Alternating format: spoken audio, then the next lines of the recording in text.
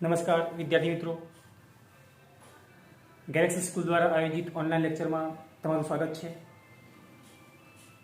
હવે ધોરણ 12 કોમર્સ સ્ટેટમાં છેલ્લું જે આપણું લેક્ચર હતું એમાં ચેપ્ટર નંબર 5 વિકલનમાં વિભાગ સી એમાં છેલ્લે આપણે એક્ઝામ્પલ નંબર 11 સુધી જોઈ ગયેલા હતા. હવે ત્યાંથી આપણે આગળ સ્ટાર્ટ કરીએ. હવે એક્ઝામ્પલ નંબર 12 આપણે લેવો છે. Example number 12.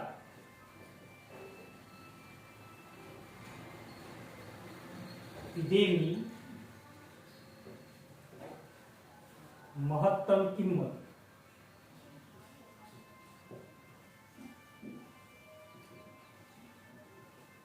એટલે શું? તો ટોપિક આપણી પાસે છે કે ભાઈ વિધેયની મહત્તમ કિંમત એટલે શું. તો આપણે જે એક્ઝામ્પલ લીધેલા છે એમાં મહત્તમ અને ન્યૂનતમ કિંમતના જે એક્ઝામ્પલ આવ્યા છે એમાં આપણે સમજી ગયેલા છીએ. છતાં એક વખત સમજી લઈએ અહીંયા કે ધારો કે તમને કોઈ વિધેય y is equal to f of x આપેલું હોય. ધારો કે કોઈ વિધેય y is equal to f of x તમને આપેલું હોય. એમાં જો x બરાબર a લેવામાં આવે, x બરાબર તમે કોઈ પણ કિંમત લઈ શકો માં, ધારો કે x બરાબર a છે, ધારો કે x બરાબર a છે, તો a ની જે કિંમત છે આપણે એવું પણ ધારીએ કે ધારો કે x બરાબર જે a કિંમત છે એની મહત્તમ કિંમત છે. તો એનો મતલબ શું થાય? તો x બરાબર a લેવામાં આવે, ધારો કે અહીંયા છે કિંમત, ધારો કે અહીંયા x ની કિંમત a મળે છે, તો એની આજુબાજુની જે કઈ કિંમતો હશે અહીંયા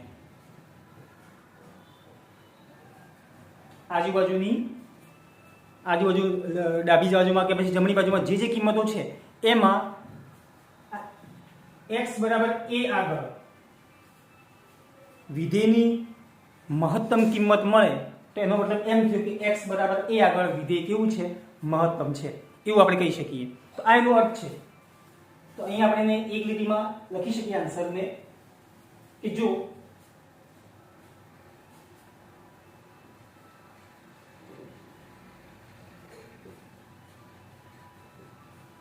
કોઈ વિધેય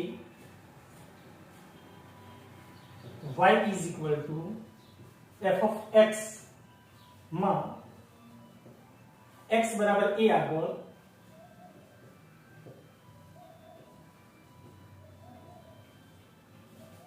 વિધેય નું મૂલ્ય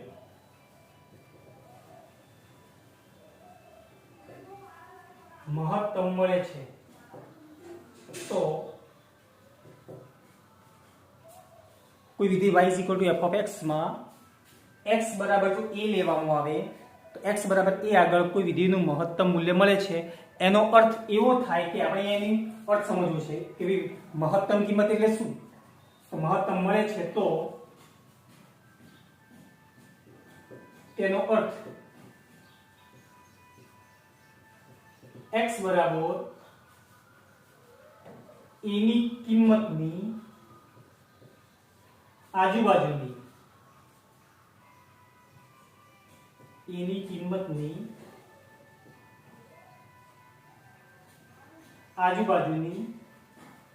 કિંમતમાં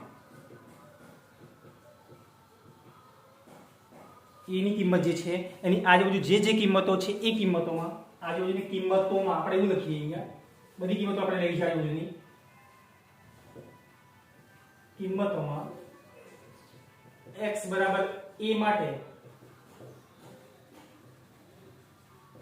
વિધેયનું મૂલ્ય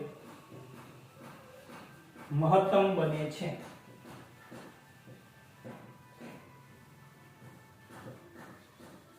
આનો અર્થ આવો થાય,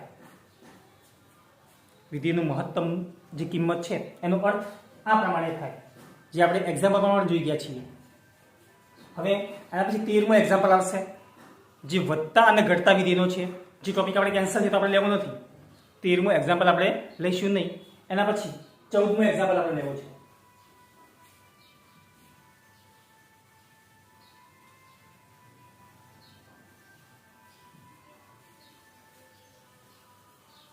સોરી 14મું એક્ઝામ્પલ જે છે એ પણ કદાચ વત્તા અને ઘટતા વિધિનો જ છે, એ પણ આપણે નહીં લઈએ. 15મા એક્ઝામ્પલથી આપણે સ્ટાર્ટ કરીશું. જે આપણો ટોપિક છે આપણા કોર્સમાં એટલું જ આપણે લેવું છે. તો 15મું એક્ઝામ્પલ રકમ છે આપણી પાસે y = 4x²y. Example number 15. જો y = 4x² + 4x + 8 નું વિકલિત મેળવો.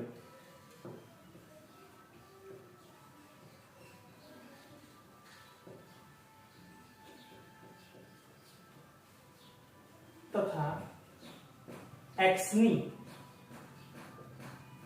કઈ કિંમત માટે વિકલિતનું મૂલ્ય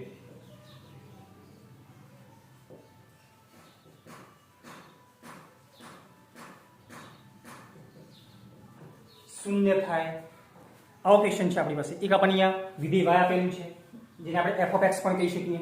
તો આ જે f(x) કે y ની જે કિંમત છે એનું તમારે સૌથી પહેલા વિકલિત શોધવું છે. આપણે એનું વિકલન કરવું છે. તો સૌથી પહેલા આપણે એનું વિકલન કરીએ. કે અહીં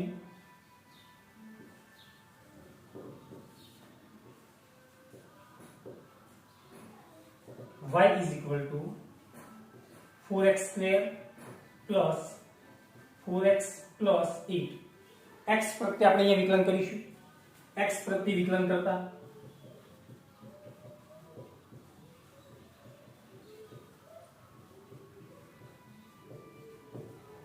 ચલો y નું વિકલન આપણે કરવું છે. તો y નું x પ્રત્યે વિકલન આપણે શીખી ગયા છીએ, dy/dx થઈ જાય. તો therefore અહીંયા y નું વિકલન dy/dx is equal to, તો અહીંયા પછી is equal to. હવે આપણે અહીંયા તમે જો y નું વિકલન કર્યું છે તો આ બાજુ જે આખું સ્ટેપ છે એનું પણ તમારે વિકલન કરવું પડે. એનું પણ આપણે અહીંયા વિકલન લઈ લઈએ. આગળ ફરી આપણે dy/dx લખી દઈએ. આખી જે કિંમત છે 4x² + 4x + 8, આખી જે કિંમત છે એની આગળ જો આપણે dy/dx લખી દઈએ તો એનો મતલબ એમ થઈ ગયો કે આ બાજુ જે આપણને જમણી બાજુ જે આખું વિધેય આપેલું છે એનું તમે વિકલન કર્યું કહેવાય. પણ અંદર તમે જોઈએ સરવાળો કે બાદબાકીનો જે આપણે નિયમ શીખ્યા છીએ એનો અહીં આપણે ઉપયોગ કરવો છે. તો આ જે dy/dx છે એ તમારે દરેક સ્ટેપને આપવું પડશે. તો અહીં આપણે આપીએ is equal to, હવે બે કામ સાથે કરવા છે. વિકલન પણ આપવું છે દરેકને, અને કંઈક કોમન નીકળતું હોય, કોઈ કોન્સ્ટન્ટ ટર્મ હોય, કોન્સ્ટન્ટ જે પદ હોય, અચળ પદ હોય એને આપણે બહાર લેવું છે. તમે જો અહીંયા આ dy/dx આપણે આને આપવા છે, પણ આ જે 4 છે અંદર એ કોન્સ્ટન્ટ છે, અચળ છે, એને આપણે બહાર લઈ લઈએ. તો 4 * dy/dx ખાલી તમારે x² ને જ આપવાના રહેશે. અહીં જે 4 હતા એ 4 ને આપણે અહીંયા બહાર લઈ લીધેલા છે કોમન તરીકે. ચલો હવે આ dy/dx આપણે આને આપવું છે, પણ એમાં તમે જોઈએ 4 કોન્સ્ટન્ટ છે, એને આપણે બહાર લઈ લઈએ. +4 કોન્સ્ટન્ટ છે, અંદર ખાલી તમારી પાસે વધશે dy/dx, ખાલી x જ વધશે. અને પ્લસ એ જ પ્રકારે આ જે dy/dx છે એ આપણે 8 ના આપવા છે. 8 તો અચળ છે, એનું વિકલન આપણે શું લખીશું? 0 લખીશું. તો dy/dx 8 થઈ ગયું. હવે આપણે એનું વિકલન કરીએ. ચલો ઘાતનો નિયમ 4 m ના m છે, x² નું વિકલન 2 ઘાત આગળ આવશે, 1 ઘાત ઓછી થાય. 2 ઘાત આગળ આવી જાય એટલે કેટલા થઈ ગયા અહીંયા 2x, અને જે 2 ઘાત હતી એની જગ્યાએ 1 જ ઘાત થઈ ગઈ. પણ x ના ઉપર આપણે 1 ઘાત લખતા નથી, તો ખાલી x² નું વિકલન કેટલું આવશે? 2x આવશે. પ્લસ 4 * x નું વિકલન હંમેશા કેટલું હોય? 1 હોય. અને પ્લસ 8 અચળ છે, કોન્સ્ટન્ટ છે, એનું વિકલન હંમેશા શું હોય? 0 હોય. ક્લિયર થઈ ગઈ વાત? હવે 4 નંબર આપણે ગુણ લખી લઈએ. 4 * 8x + 4 * 4, પાછળ 0 લખવાની જરૂર નથી. તો આ જે છે એ dy/dx છે.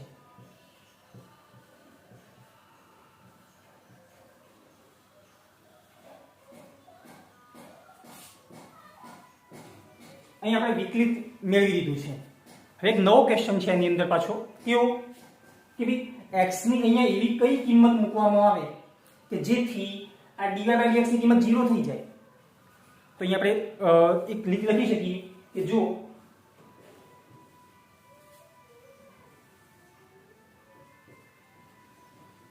હવે જો dy by dx is equal to 0 હોય તો dy by dx એટલે કે વિકલનની જે વિકલિત છે dy by dx આની કિંમત આપણે 0 લાવવી છે તો x ની કઈ કિંમત હશે તો અહીંયા આપણે ધારી દીધું કે ધારો કે dy by dx બરાબર કેટલા છે 0 છે એમાં તમે જો અહીંયા આ dy by dx બરાબર જે કિંમત છે એ આપણે અહીંયા મેળવેલી છે એ કિંમત આપણે અહીંયા મૂકીશું તો એક્ઝામ્પલ સ્ટાર્ટ કરીએ કે dy by dx is equal to 0 therefore હવે dy by dx ની કિંમત તમે મેળવેલી છે અહીંયા 8x + 4 છે એ અહીંયા આપણે આની જગ્યાએ મૂકી દઈએ તો અહીંયા 8x + 4 is equal to 0 થઈ ગયું જે +4 છે એને બરાબરની બીજી બાજુ આપણે લઈ જવા છે તો -4 થઈ ગયા આ બાજુ તમારી પાસે શું વધ્યા કેટલા 8x વધેલા છે આ બાજુ -4 થઈ ગયા હવે x નો જે સહગુણક છે 8 એને પણ અહીંયા આપણે દૂર કરવો છે ક્યાં જશે આ બાજુ 4 ના નીચે છેદમાં આવી જશે ભાગાકારમાં તો therefore x is equal to -4 upon નીચે કેટલા થઈ ગયા 8 થઈ ગયા અહીંયા છેદ ઉડશે 4 × 2 = 8 તો therefore x બરાબર કેટલા આવશે ઉપર 1 અને નીચે કેટલા વધેલા છે તમારી પાસે 2 અહીંયા આપણને x ની કિંમત મળી ગઈ x ની કિંમત જો -1/2 અહીંયા મૂકવામાં આવે તો આની કિંમત પછી 0 થઈ જશે આખું પદ અહીંયા 0 થઈ જશે dy by dx ની આખી જે કિંમત છે એ તમને શું મળશે 0 મળશે તો આપણે લખી શકીએ આમ x બરાબર -1/2 માટે વિકલિતનું મૂલ્ય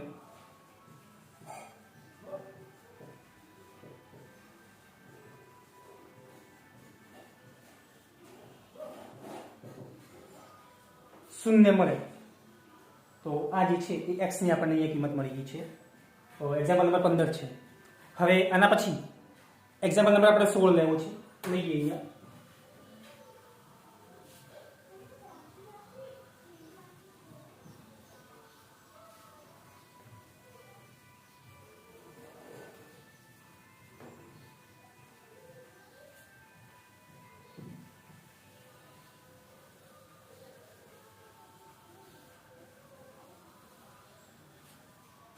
चलो 16 एग्जांपल છે एग्जांपल नंबर 16 સાબિત કરો કે સાબિત કરવાનો એક એક્ઝામ્પલ છે આપણી પાસે અહીંયા સાબિત કરો કે f(x) = x³ + 5x² + 3x + 7 માટે f'2 ની કિંમત 35 મળે f'2 એની કિંમત 35 છે એવું આપણે સાબિત કરવું છે હવે તમે આવું ક્યારે સાબિત કરી શકો તમારી પાસે f'(x) ની કિંમત હોય કોની કિંમત અહીંયા f'(x) ની કોઈ તમને કિંમત આપેલી હોય તો એમાં x બરાબર જો અહીંયા આપણે 2 લઈ લઈએ તો અહીંયા પણ જેટલા પણ x હોય ત્યાં તમારે 2 મૂકવા પડે અને એની કિંમત 35 આવવી જોઈએ એવું આપણે અહીંયા સાબિત કરવું છે તો સૌથી પહેલા આપણે શું શોધવું પડશે અહીંયા f'(x) શોધવું પડશે જેની અંદર તમારે 2 કિંમત મૂકવાની છે f'(x) એટલે f(x) તમને જે આપેલું હોય એનું પ્રથમ વિકલન તો અહીંયા આપણે જે f(x) આપેલું છે એનું અહીંયા આપણે પ્રથમ વિકલન x પ્રત્યે કરીશું તો સ્ટાર્ટ કરીશું અહીંયા હવે આપણું એક્ઝામ્પલ જે છે કે આન્સર અહીં f(x)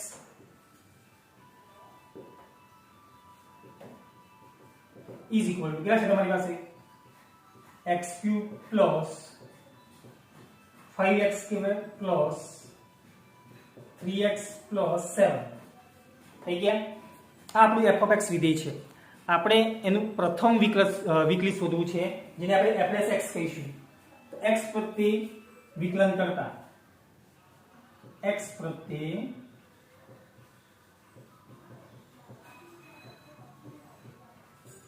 વિકલન કરતા therefore ચલો f(x) નું વિકલન x પ્રત્યે f'(x) થઈ ગયું અહીંયા તો પછી તમારે આ બાજુ જે સંખ્યાઓ છે એનું પણ તમારે વિકલન કરવું પડે એનું વિકલન શોધવા માટે અહીંયા આપણે આગળ ખાલી d/dx લખી દઈએ અને કૌંસમાં જે સંખ્યાઓ છે તમારી પાસે જે આખું વિધેય છે એ આખી બહુ બધી લખી દઈએ અહીંયા x³ + 5x² + 3x + 7. હવે વિકલનનો જે સરવાળા કે બાદબાકીનો જે નિયમ છે એનો અહીં આપણે ઉપયોગ કરવો છે. તો આ જે d/dx છે એ તમારે દરેક પદને આપવા પડશે. d/dx તમારે આને આપવા પડશે, આને, આને અને આને દરેકને આપવા અહીંયા આપણે આપવા છે. તો આપી દઈએ.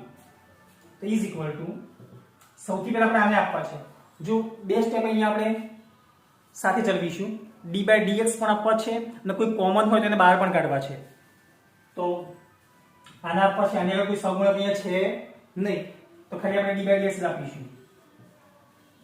તો d/dx x³ પ્લસ, તો અહીંયા પ્લસ d/dx તમારે 5x ના વર્ગને આપવા છે પણ એમાંથી 5 જે છે કોમન છે એને આપણે બહાર લઈ લઈએ. અચળ સંખ્યા છે તો 5 ને બહાર લઈ લેવા છે અને d/dx ખાલી x² ને તમારે આપવાના છે.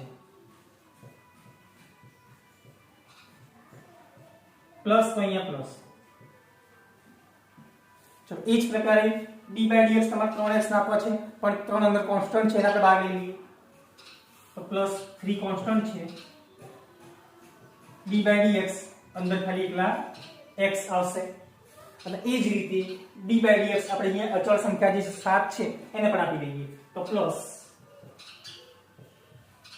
d/dx 7 થઈ ગયું. સાદું બાપુ. ચલો x³ નું વિકલન જે ઘાતનો નિયમ છે 3 ઘાત આગળ આવશે અને જે ઘાત છે એમાંથી એક ઘાત ઊંચી જાય તો 3 ઘાત આગળ આવી ગઈ 3x અને હવે 3 ઘાત એની જગ્યાએ કેટલી ઘાત થઈ ગઈ 2. તો વિકલન કેટલું આવશે 3x². 3 ઘાત આગળ આવી ગઈ અને જે ઘાત છે એમાંથી એક ઘાત ઊંચી કરો એટલે કેટલી ઘાત વધે, પછી 2 ઘાત વધે. પ્લસ 5m ના m રાખવા છે. x² નું વિકલન 2x ઘાતના નિયમથી. આના પર એક ઘાત હોય પણ આપણે એક ઘાત ઉપર લખતા નથી. પ્લસ 3 * x નું વિકલન 1 પ્લસ 7 નું વિકલન 0. અચળ સંખ્યા છે તેનું વિકલન કેટલું રહેશે 0 રહેશે. Is equal to 3x² m ના m પ્લસ 5 ને અહીં આપણે 2x સાથે મલ્ટીપ્લાય કરવા છે તો 5 દુ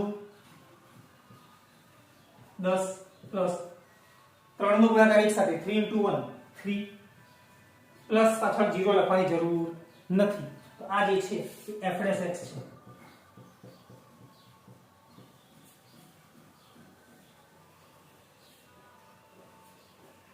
હવે આપણે એ સાબિત કરવું છે કે f'(2) ની કિંમત 35 આવશે.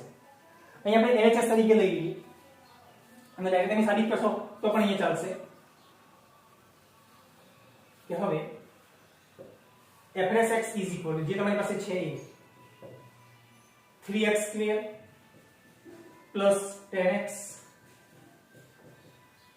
+ 3. x બરાબર અહીંયા આપણે કેટલા લેવા છે તમે જોઈએ f'(2) ની કિંમત શોધવી છે. અહીંયા x ની જગ્યાએ તમારે કેટલા મૂકવા પડે 2 મૂકવા પડે. x બરાબર 2 મૂકતા જ્યાં જ્યાં x છે ત્યાં આપણે 2 મૂકવા છે.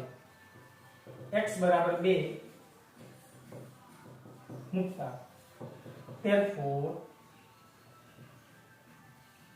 f'(2) x ની કિંમત અહીંયા આપણે 2 મૂકી દીધી છે અહીંયા. તો અહીંયા પણ તમારે x ની કિંમત 2 મૂકવી પડશે, અહીંયા પણ 2 મૂકવી પડશે. સાદું રૂપ આપીએ. ચલો 3 * x ની કિંમત 2 એનો સ્ક્વેર પ્લસ 10 * x ની કિંમત 2 છે અને પ્લસ પાછળ 3 છે તમારી પાસે એમને એમ જ અહીંયા આપણે લખીએ.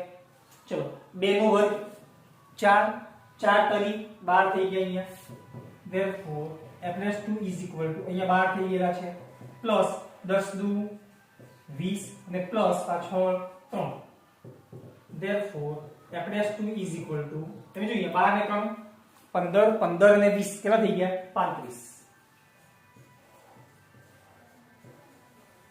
જે આપણે સાબિત કરેલું છે. તમારે સાબિત શું કરવાનું છે કે f'(2) ની કિંમત 35 થાય છે તો અહીં આપણે કિંમત સાબિત કરેલી છે. તો આ જે છે એ એક્ઝામ્પલ નંબર 16 છે. હવે આના પછી એક્ઝામ્પલ અહીંયા આપણે લઈએ example number 17.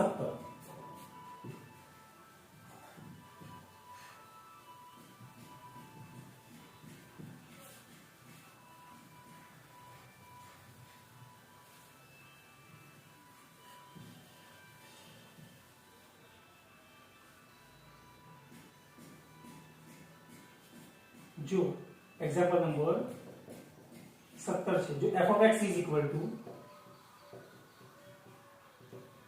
3x square plus 3 હોય તો x ની કઈ કિંમત માટે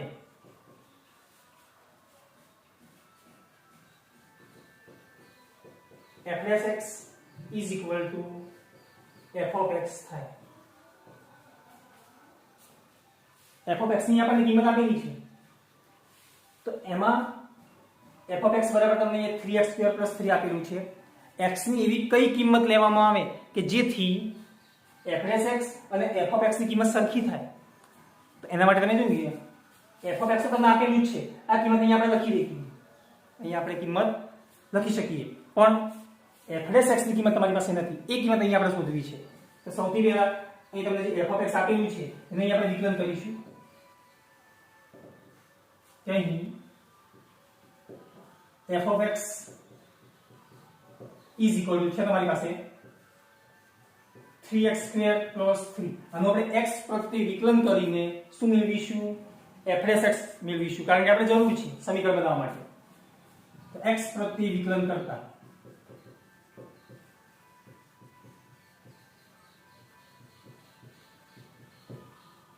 તો therefore ચલો f of x નું વિકલન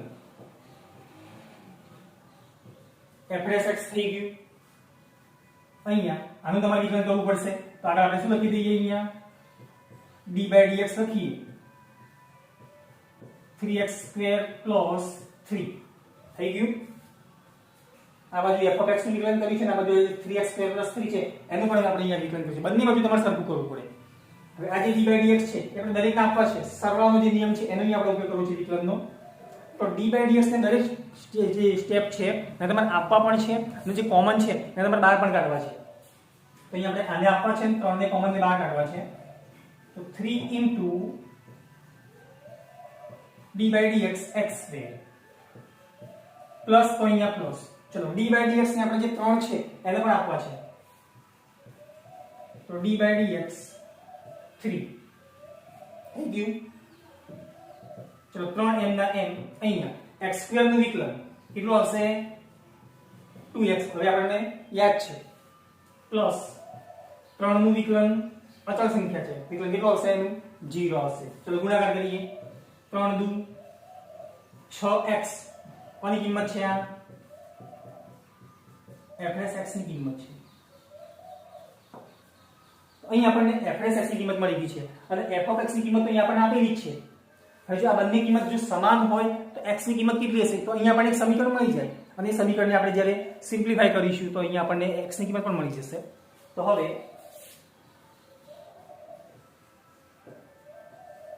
f dash x is equal to f of x છે. આવું આપણે કરવું છે કે f dash x ને f of x ની કિંમત સમાન બને એવી અહીં આપણે x ની કિંમત શોધવી છે. ધારો કે બંને સમાન છે તો હવે એમાં f dash x ની કિંમત તમારી પાસે છે કેટલી છે? 6x. અહીં આપણે લખી દઈએ is equal to f of x ની પણ કિંમત છે આપણી પાસે અહીંયા 3x² + 3. આ જે +6x છે એને બરાબરની આ બાજુ લાવવા છે એટલે માઈનસ થઈ ગયા. આ બાજુ શું વધ્યું? એકલું 0 વધેલા છે. તો therefore 3x² આ બાજુ આવી ગયા એટલે -6x પ્લસ પાછળ 3 છે અને is equal to આ બાજુ શું વધેલા છે? 0 વધેલા છે. તમે જો અહીંયા દરેકમાંથી 3 કોમન નીકળે છે, તો 3 ને આપણે કોમન તરીકે લઈ લઈએ. therefore ચલો 3 કોમન, અંદર કેટલા વધ્યા? x² ઓછા 6 માંથી 3 નીકળી ગયા છે 2x પ્લસ 3 માંથી અહીંયા 3 નીકળી ગયા, કેટલા વધ્યા? 1 is equal to 0. therefore આ જે અહીંયા બહુપદી છે જે કૌંસ છે એ કૌંસનો આધાર તમે જુઓ સહગુણક તરીકે 3 છે, એને મારે દૂર કરવા છે. ક્યાં જશે? આ બાજુ નીચે છેદમાં આવશે અને 0/3 એટલે જવાબ શું થઈ જશે? ત્યાં આગળ 0 થશે. therefore x² - 2x + 1 = 0.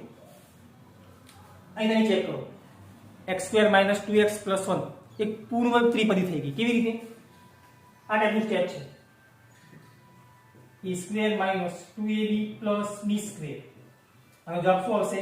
a - b આખા કૌંસનો સ્ક્વેર થાય. અહીંયા પણ એવું છે. તો x ના વર્ગનું વર્ગમૂળ કેટલું આવશે? x આવશે. મધ્યમ પદનું જે ચિહ્ન હોય એ ચિહ્ન તમારે અહીંયા મૂકવું પડશે. અહીંયા માઈનસ છે તો અહીંયા માઈનસ, પ્લસ હોય તો અહીંયા પ્લસ મુકાય. અહીંયા b² નું વર્ગમૂળ b, તો અહીંયા 1 નું વર્ગમૂળ કેટલું આવશે? 1 આવશે. અને આખા કૌંસનો સ્ક્વેર ઇઝ ઇક્વલ ટુ 0. હવે કૌંસના ઉપરથી આપણે વર્ગને દૂર કરવો છે. જો વર્ગને દૂર કરવામાં આવે ડાબી બાજુથી, તો જમણી બાજુમાં જે કિંમત હોય એનું તમારે વર્ગમૂળ શોધવું પડે. તો અહીંથી આપણે વર્ગને દૂર કરવો છે. તો 0 નું વર્ગમૂળ શું આવે? 0 જ આવે. ચલો -1 છે બરાબર ની આ બાજુ લાવો. કેવા થઈ ગયા? +1 થઈ ગયા. આ જે કિંમત છે એ x ની કિંમત છે. જો x ની કિંમત 1 લેવામાં આવે, આનો મતલબ શું થઈ ગયો? x બરાબર 1 મૂકવામાં આવે તો બંનેની કિંમત સરખી આવે. એટલે આમાં x બરાબર 1 મૂકી જુઓ તો 1 નો વર્ગ 1 1 ગુણ્યા 3 એટલે 3 3 ને 3 6. f ઓફ x ની કિંમત કેટલી આવશે? 6 આવશે. અને f x ની કિંમત જે છે એમાં પણ તમે અહીંયા 1 મૂકી જુઓ. 6 એકા 6 એની કિંમત પણ 6 આવશે. તો આમ x બરાબર 1 માટે f x is equal to f of x થાય. તો આમ x ઇઝ ઇક્વલ ટુ 1 માટે f x is equal to f of x બને. આ જે છે એ આપણો આન્સર છે કે x બરાબર 1 માટે બંનેની કિંમત કેવી બનશે? સરખી બનશે. તો એક્ઝામ્પલ નંબર 17 સુધી અહીંયા આપણે ચલાવ્યું છે. હવે આના પછી એક્ઝામ્પલ નંબર 18 આવશે. 18, 19 અને 20 ત્રણે એક્ઝામ્પલ આપણે લેવાના છે વિભાગ સી માં. એ આપણું જે નેક્સ્ટ લેક્ચર આવશે એની અંદર આપણે લઈશું. Thank you.